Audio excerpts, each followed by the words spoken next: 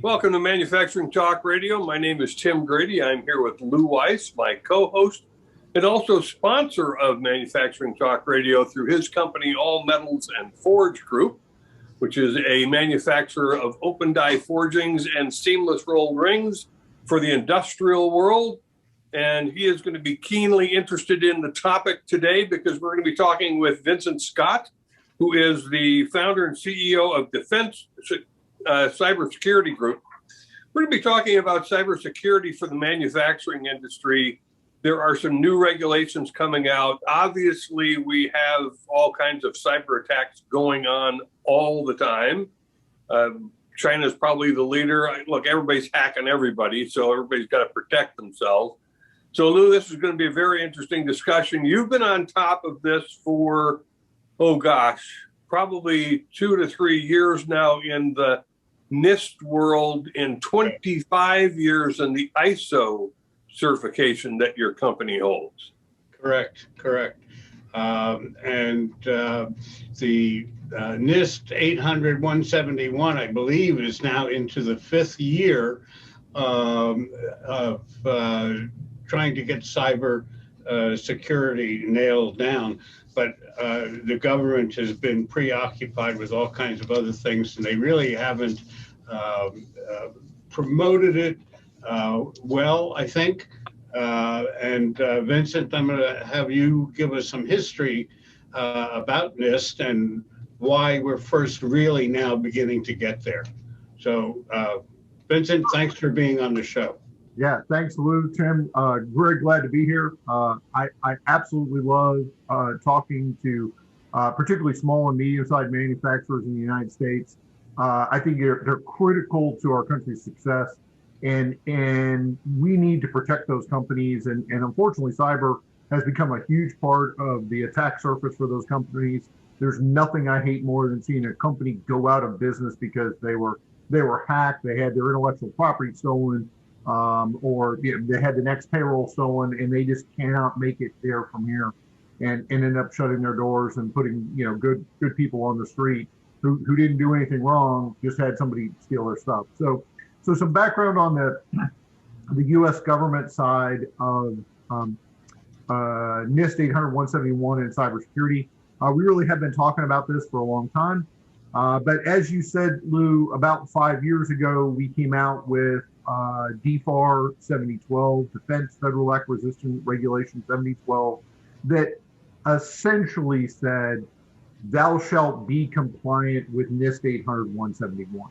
NIST 800-171 is a set of 110 security controls for businesses. And really what they wanted to do was set a baseline for the defense industrial base across the board. That was supposed to be final after an implementation period as of 1 January 2018. And really, there was a little bit of flurry about this in 2017. 1 January 2018 came and went. And really, in my view, what there hasn't been any of is there was no accountability for this standard, right? So as companies looked at this and said, does my client care? Does my customer care whether or not I'm doing this? Are they asking me any questions about this? And the answer was no. It dropped on their priority list, and it just was not something that we were spending very much time on.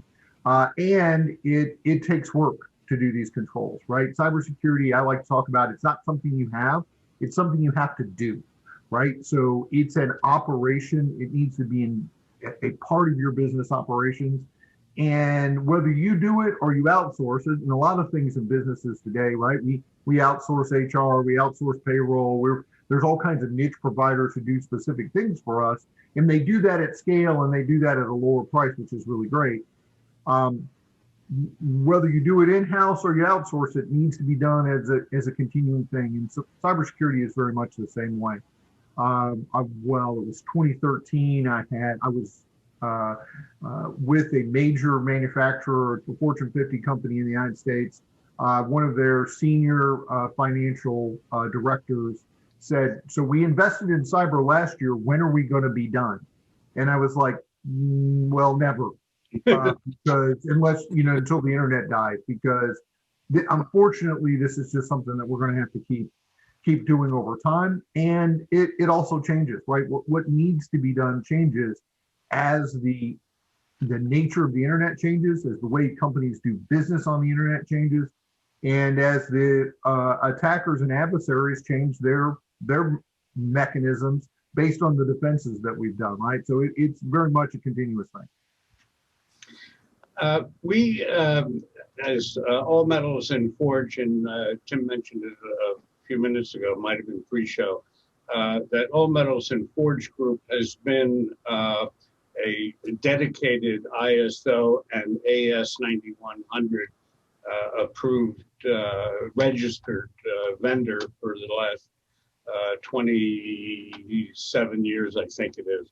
And I've asked the question of some of the cyber NIST experts as to whether or not a fully matured ISO program, if that helps companies, manufacturers, if you will, to be able to make a transition and modify their ISO program so that they can easily, quicker, cheaper, to become NIST 800-171 certified, registered, or whatever the terminology is. Can you address that, Vincent? Yeah, sure. I think any company that has a mature ISO program, and I think program is the key word, Lou, we need to think about this as a program, right? So a program is something you continue to do. It's not something you did once and you put it on a shelf and then you come back to it in 3 years. Program is something you have that continues in your company. I think it absolutely helps, and I think including that the cyber piece as a part of your overall program for compliance is critical. You got to think about it as something you do all the time, and having those programs in place absolutely helps. Now, from a controls perspective, there are probably different and additional things that need to be done and need to be added to that program now in order to meet the standard. Okay.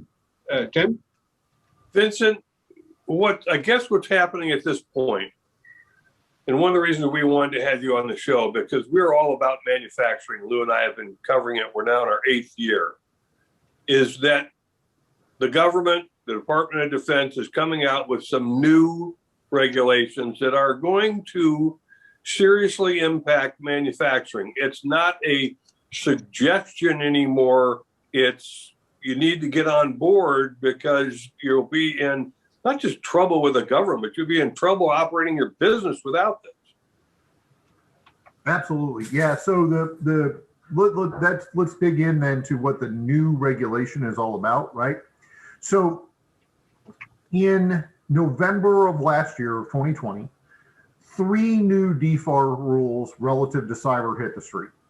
So you have the existing rule, DFAR 7012, which says do NIST 800-171 for controlled unclassified information. And that's it's also a subset of that is controlled technical information, which also a lot of times touches manufacturers, right? Technical information with military, space applications. But the NIST, the new rules, 7019, 7020, and 7021 actually cover what I think of as 2 things. The first thing is the DoD has come in and said, tell me how you're doing against your NIST 800-171 homework, right? So we in the history part, we covered that this was supposed to be fully implemented by 1 January 2018. 3 years ago, you were supposed to be 110 out of 110 on NIST 800-171, if it applies to you. Okay, tell me how you're doing on that. It's really what 7019 and 7020 said. And here's how I want you to tell that to me.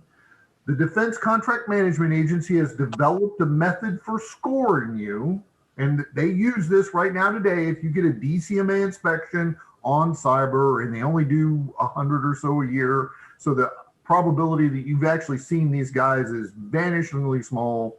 Once every 2 millennium, they'll get to every company in the DIB, right? Literally, I did the math on it. It's once every 2,000 years. So you probably haven't seen these guys, but they do have a methodology. It's posted to the internet, and it says, score yourself like this, and it has weighted scoring against the different controls. Some are more important than others. And it's complex, and it was made by the government. So you might need to ask for some advice on how you do it, but it's not intuitive.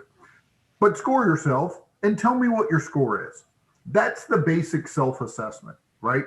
This is go out there and just tell me what you're doing today and tell me how you're doing against this versus this scoring methodology, and send me your score and send me when you're going to be 110 out of 110.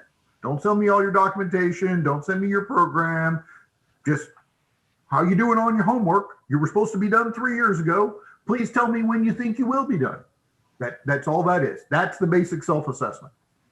Then they added 7021. The future is going to be the Cybersecurity Maturity Model Certification, CMMC. If Lou, you mentioned ISO and others, many people do CMMI, right? Boy, that's another Carnegie Mellon. I forget what CMMI breaks out to, but it is another standard primarily around software development that has been spread out to all companies. And if you contract with the DoD, they sometimes put in there, if you're CMMI certified, you get more points towards an award, right? So it is used in the DoD space, but not everybody uses it. So CMMC is based on that, is similar to that program. It's also a maturity model. And over the next 4 years now, so this is the first year of the 5-year implementation, they're rolling this out to more and more contracts as time goes on. So the DoD has said, I'm going to add it to new contracts. And at contract award, you will need to be CMMC certified. That means somebody from the outside has got to come in and go, just like CMMI or ISO or any of these others, has to come in and say, yep, they're doing it, and they're doing it at maturity level X, 1 through 5, right?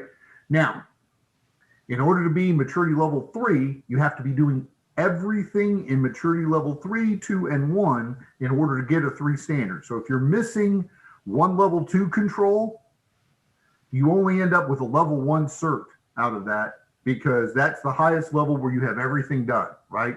So there's a lot of pressure to get this right if you're going for a CMMC level 3 or even a level 1, right? You need to have an up check on all the controls that are required, or you're not going to get certified at that level. It's not like 80% is good, right? So that's coming, and that's going to be due at award in the future. This year, it's only supposed to be up to 15 major contracts, of which 10 have already been announced. Some of them are pretty small. WIC for dependents overseas for the Army is one. I think that's probably the smallest one I saw. F-18 support from the Navy is one of the bigger ones, right? So that could impact a bunch of companies that do manufacturing stuff, or that may be in the aircraft space that support the F-18 program.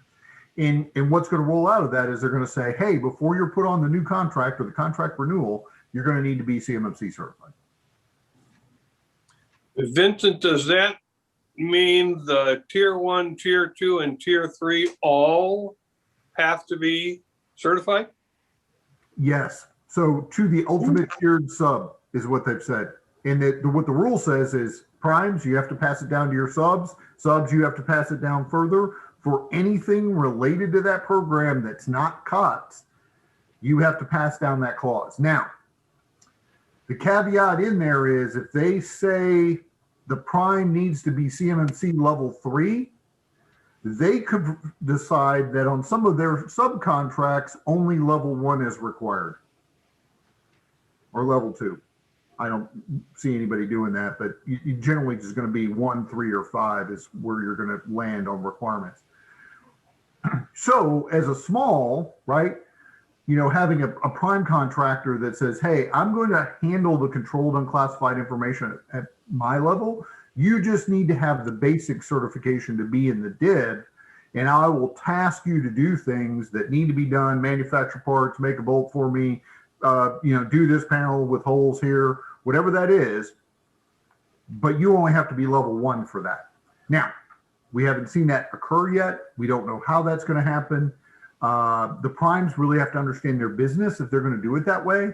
It's a lot easier for contracting officers to just say, yeah, make them do all of everything, which we see a lot in government contracting, right? We see that from the government.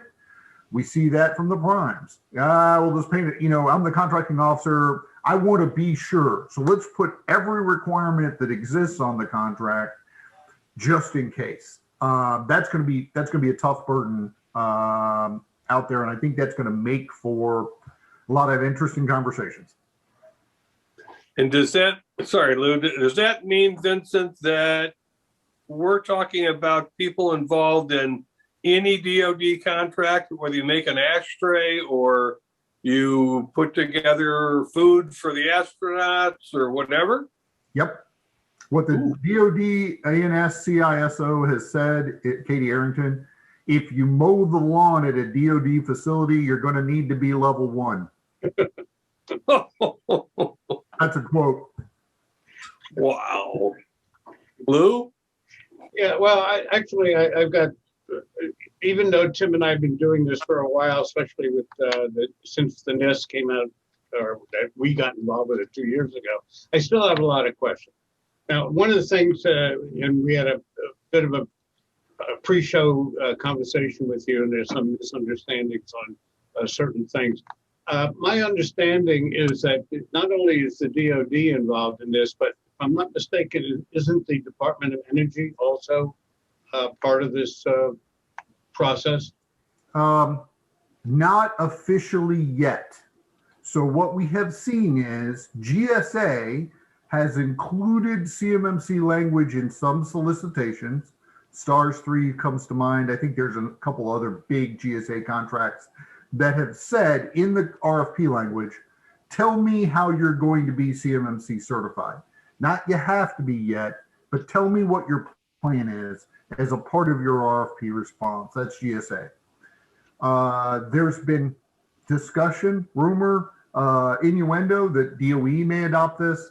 NASA, DHS have all had some level of conversation about we're closely examining CMMC. We're considering going this route in the future, etc. I have not seen any agency yet from like an official agency source press release come out and say, yeah, we're planning to implement CMMC on our contracts in 2026 or something, whatever.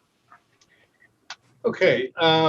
The other point that we were talking about was the misunderstanding about level 1. My understanding from several people that we had spoken to, that level 1 is a self-assessment, and we don't need to get auditors, we don't need to get the government involved, and that all we need to do is make sure that we have some level of cybersecurity within our operation, and therefore we say we're level 1. And according to our previous conversation, that's not true. That is not true, right? So there's a number of press releases. I've seen blog posts and some videos and things where we've conflated basic self-assessment and level 1. And those two things are different. Level 1 is a CMMC thing, cybersecurity maturity model certification. It requires an independent third-party assessment in order to get a level 1 certification. Self-assessment is against the current NIST 7012 and DFAR 7019 and 7020, which now say turn your homework in, as we discussed. In that, you have to basic self-assess. And you don't have to have 110 out of 110 done. That's not a requirement. In fact, the way that scoring mechanism goes from negative 206 to 110. So you can actually have, I've seen a number of companies with negative scores that they've turned into the government, right? And said, yeah, I'm less than 0 on this. And that makes you compliant. There's no minimum score on the basic self-assessment. Essentially, you could say, I'm negative 206. I haven't done anything. I have a system security plan that says almost nothing. I have a plan of actions and milestones to do everything by 2050. And you'd technically be compliant. I don't recommend that approach, but technically that would be compliant outside the CMMC arena. Now, what is also happening with that basic self-assessment piece is who has to turn their homework in. So the ways the rules are written, you only have to turn your homework in if you hold controlled unclassified information. Well, wait a minute. What's controlled unclassified information? Well, has the DoD been marking it? Well, no. They have marked almost nothing. Does my contracting officer know what controlled unclassified information is? No, probably not. I've had, literally in the last 6 months now, I had 2 conversations with government contracting officers and said, hey, we're working hard to do our CUI thing and we wanted to work with you on what CUI, and I want to make sure I got it right. And they were like, what's CUI? Oh, well, it's going to be real hard to know if I have some, or I have to protect it special if you, the government person, can't even tell me what you have that is CUI, right? But you are seeing that checkbox mentality, which says, okay, now everybody has to turn their homework in. So government contracting officers are turning around to primes and saying, you know, you and all your subs have to have your homework turned in, regardless of whether or not you really hold CUI. You know, so if I'm mom and pop's flower shops and I sell flowers to, you know, the Air Force, do I have to have CUI and do I have to turn my homework in? No, that sounds pretty silly. But I've seen some pretty silly ones be forced to turn their homework in order to be able to get their next purchase order from the Air Force. Okay. So that's for small manufacturers, particularly if you think you're doing COTS stuff, that's in my view, a landmine you need to be aware of. You should be prepared to submit your basic self-assessment and don't try to say, well, I don't think it applies to me, because you know how well that goes when you're working with government contractors or primes. You're probably not going to win that argument. It's just easier to do your self-assessment and turn your homework in. Vincent, I have 2 points that I'd like to be able to hash out and throw around for a few minutes. We're coming up near the end of our segment, but nonetheless, we can go over time because I'd really like to get the point out. I am a manufacturer. Right now, we sell government to right now at a minimal level. And I'm a manufacturer, and you know, I'm hearing this show, and I'm saying, wow, that's a good way for me to start getting more business by me becoming compliant with NIST and all the other silly stuff that you talked about. So, what's the first thing that I should do as a manufacturer to get the ball rolling? That's question 1. Question 2, and to a marketing person or a company that's heavily involved in marketing, knowing the government as we all do, is the government going to create a database so that manufacturers can go and look and say, okay, I need somebody who's going to do heat treating for me, and I need to know if they are compliant with NIST 171?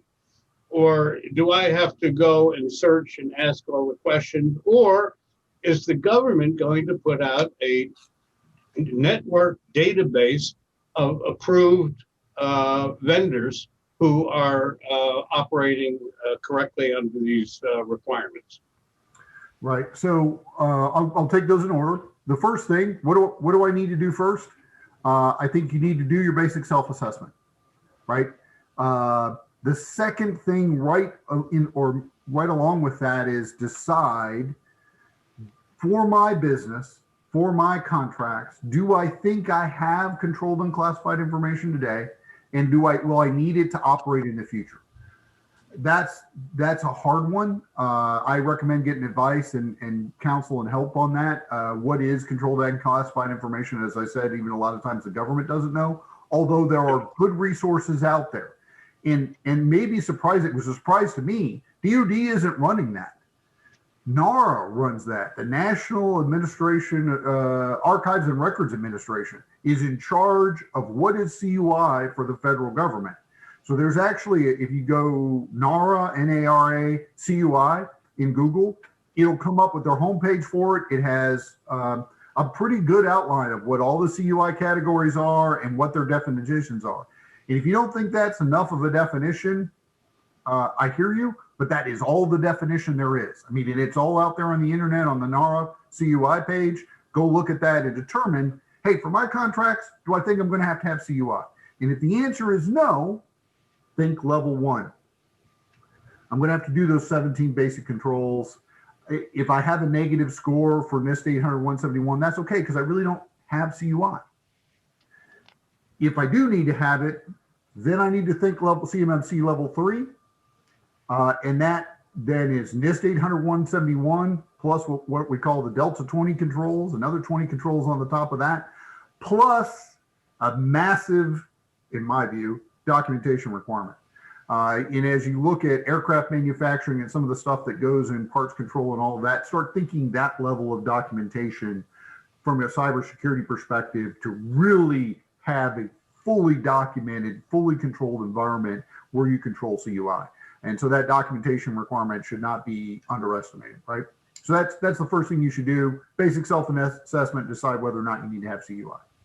Second, for the database, the government has a database for their use today, the Supplier Performance Risk System, or SPRS, and that's actually where you turn your homework in. I have not heard of them making that public at all. Right now, all you can see in there is your own information. So if you have a cage code, you're in SPRS and you can see your own information in SPRS if you go through the process to get to that. I have not heard of them making a qualified vendors database that's open to the public. So all in all, it's a tedious, expensive, long, drawn-out process that may or may not work for some companies who are looking to get involved with the government, but certainly if you are involved with the government presently, you will have to have this. That's correct. You will have to have this if you want to continue to sell through to the Department of Defense. And there's been a lot of talk about driving companies out of the DIB, particularly manufacturing companies that do commercial and then some government stuff, right? That becomes a tough conversation for them. What I hope to see over time, and I think we will, but it's not there yet today, are companies that are service providers for this, where you can buy 3 compliant laptops for your company, Lou, that cover CUI. And then you can say, if I get CUI, I'm only going to get them on those 3 laptops and I'm going to handle it there. And it's an enclave and you buy those, and those are, from a managed service provider. So they provide the laptop, they provide the back end, they provide all the configuration management and patching and all that. They do all that stuff for you. Those are expensive laptops, right? Maybe they cost you $1,000 a month laptops, but I got to have it to have this $1 million manufacturing contract. So it's something I do. Those really compliant options aren't out there yet today. And one of the points I've been making on all my appearances is, if someone comes to you and says, I can make you CMMC compliant in 30 days, run screaming from the room. They're not being truthful with you. That is marketing BS. There isn't a company out there that can do that. And if you're thinking CMMC level 3, you should have a year-long implementation program. You can't do it in less than 6 months, I don't think. And the more you give yourself time and runway, probably the less it's going to cost you. If you want it bad, you get it bad. If you try to cram it all in a very short period of time, it becomes very, very expensive, right? Hey, let's roll this out over 18 months. I can use more internal assets part-time, blah, blah, blah. But if you shorten your time window and then all of a sudden now for this brand new $10 million contract you've been working 2 years for, you find out, hey, I've got to have a certification before award, and you're scrambling, you can't get it done in 30 days. Not possible. So plan ahead is a key element of this. Well, I think part of planning it ahead, Vincent, is it's time for you to tell us where people who are listening to our show can reach out to you. And like I said earlier, Tim and I have done a lot of these conversations, and we've been misled about certain things in the past. Everything that you said really sounds complete, thorough, and accurate. So why don't you give us your website, your URL, your email if you wish, so that our people can, our audience can get in touch with you directly. And my company is really small, so getting in touch with me directly, if you use the contact on my website, you'll come right to me. My company is Defense Cybersecurity Group. I often call it DCG. If you Google search on that, we'll come up. My website is www.cybersecgru.com, CyberSecGru.